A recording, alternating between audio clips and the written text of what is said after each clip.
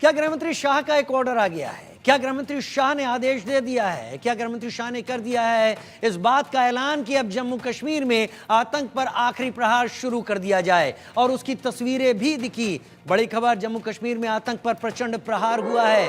घाटी में सुरक्षा बलों को बहुत बड़ी कामयाबी मिली है। यहां पर आप ग्राफिक्स के जरिए जानकारियों को भी समझिए, जम्मू कश्मीर में क्या हुआ है। सुरक्षा बलों को बड़ी कामयाबी यहां पर मिली है।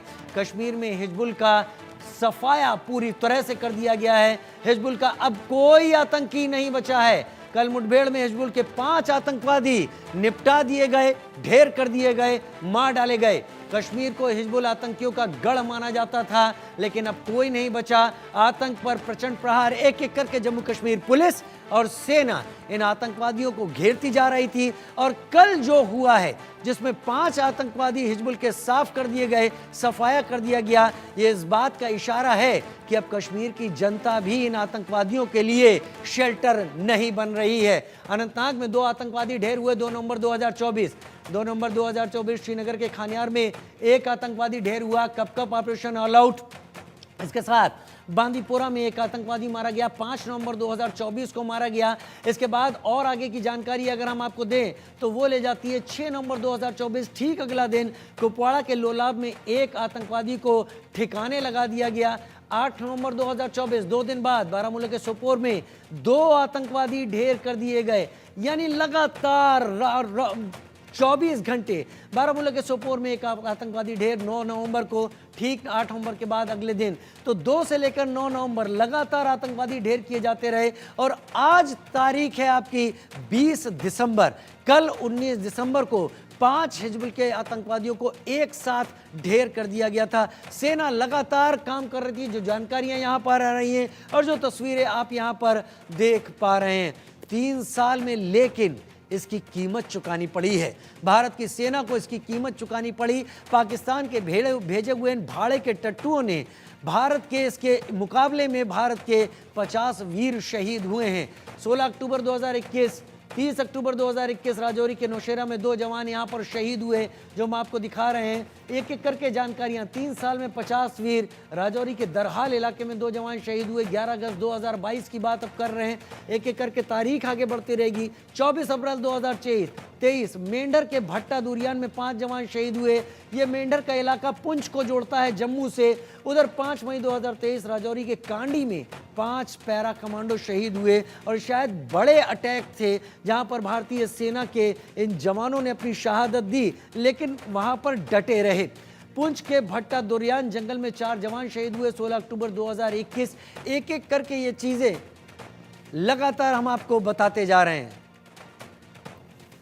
तो कश्मीर में बदलाव की बयार है। हालांकि शहादत दी है वो जवान, वो वीर जिनको हमारे साथ होना चाहिए, आज हमारे बीच नहीं है, लेकिन वाकई वो शांति को स्थापित करके गए हैं। और अभी भी भारतीय सेना जो है वो वहाँ पर इसलिए नहीं है कि वो एक नौकरी कर रही है, एक जिम्मेदारी निभा रही है। वो इससे भी कहीं ज़्यादा बढ़कर इस सवाल को पूछे बिना कि हम यहाँ क्यों हैं, हम यहाँ डू और डाई के लिए। सुशील वकील वरिष्ठ पत्रकार मेरे साथ इस वक्त जुड़ गए हैं और ब्रिगेडियर रिटायर्ड राजन जामवाल इस वक्त मेरे साथ रक्षा विशेषज्ञ के तौर पर मेरे साथ इस वक्त जुड़ रहे हैं। मैं सबसे पहले ब्रिगेडियर राजन जामवाल का रुख करना चाहूँगा, फिर सुशील वकील जी उनका आपका रुख करूँगा।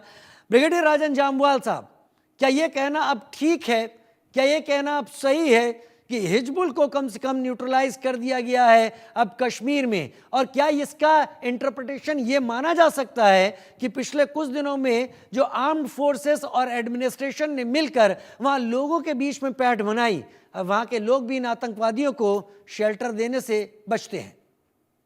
देखिए, ऑब्वियसली कुलगाम डिस्ट्रिक्ट से तो पूरा सफाया हो गया, बिकॉज यही 5 एक्टिव थे। कुलगाम डिस्ट्रिक्ट में अब कोई कुछ नहीं बचा।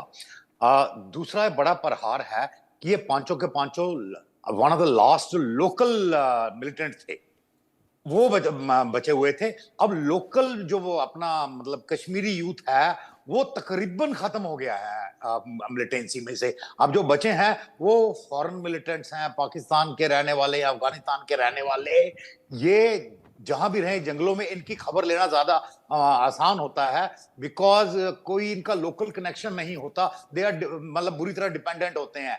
तो काफी हद तक ये आपकी बात सही है कि कश्मीर में मिलिटेंसी एक किस्म की मर चुकी है। ये जो आइसोलेटेड इंसिडेंट्स करते रहते हैं, ये बेसिकली टेररिस्ट का काम है। मिलिटेंसी नाम की चीज रही नहीं है, ये टेररिस्ट का काम है। रादर टेररिस्ट भी क्या, ये मर्सनरी हैं, पैसे के लिए काम कर रहे हैं, और इनकी खबर भी पैसे के लिए हमारे पास आ रही है। एंड जल्द ही ये सारे न्यूट्रलाइज हो जाएंगे। मतलब वो अलग बात है कि ये चले जाएंगे तो और पाकिस्तान से आएंगे, और अंत में तो मतलब पाकिस्तान में जाके ही हमको फैसला करना पड़ेगा, पर ये सिलसिला चलता रहेगा।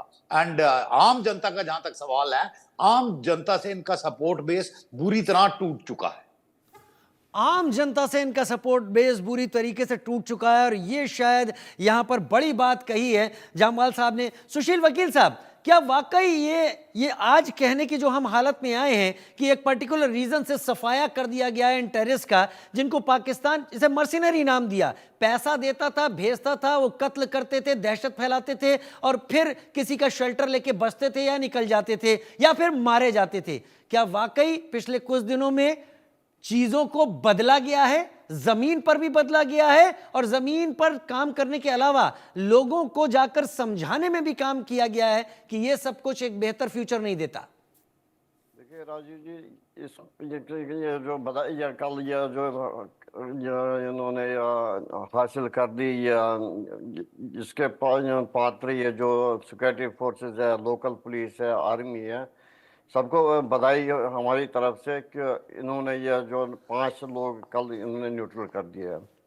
इसके साथ साथ ये जो बधाई के पर ये जो पात्र है, वो जो लोकल पॉपुलेशन है, हम उनको भी बधाई देना चाहते हैं।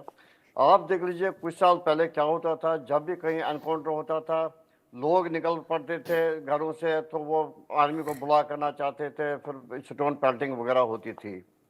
उस वजह से जो ये एनकाउंटर होता था उसमें बड़ी बाधा आती थी। लेकिन इस बार पहली बार ऐसा हुआ कि लोग इनको अपने घरों में अब शरण नहीं देते हैं, जिसके कारण से अब इनको ऑर्चर्ड्स या फील्ड्स वगैरह जो है उनमें छुपना पड़ता है। पहले ये बात बिल्कुल नहीं थी, ये लोग एक घर से घुस के दूसरे घर में जाते थे, उसके बाद तीसरे घर में जाते थे। आप देख लीजिए, ये जो है ये अपना फारूक अहमद भाटी नली, ये यारपुरा एरिया में कुछ दिन पहले वहाँ से निकल पड़ा था, बड़ी मुश्किल से बच गया आर्मी के इसमें यहाँ कॉर्डन ऑफ से। अब फिर दोबारा फील्ड में ही मिला, तो इस वजह से न्यूट्रल किया गया।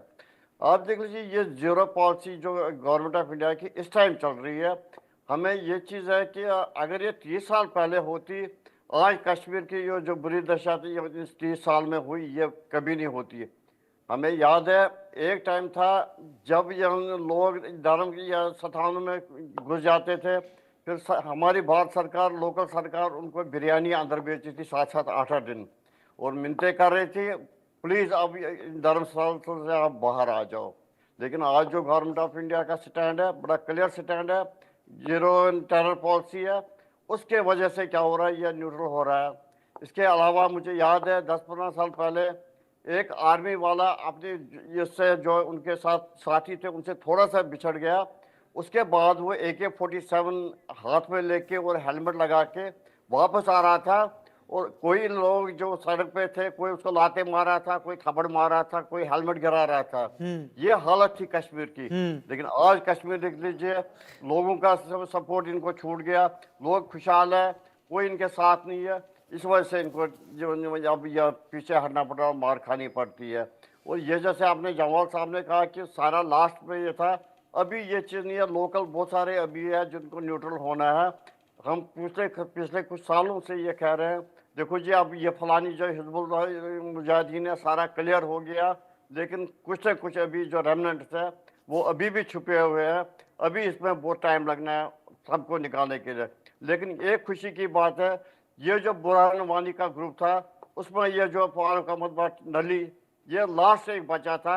इससे पहले कुछ दिन पहले ही लतीफ़ अहमद टाइगर जो इसका साथी था वो पहले मारा गया।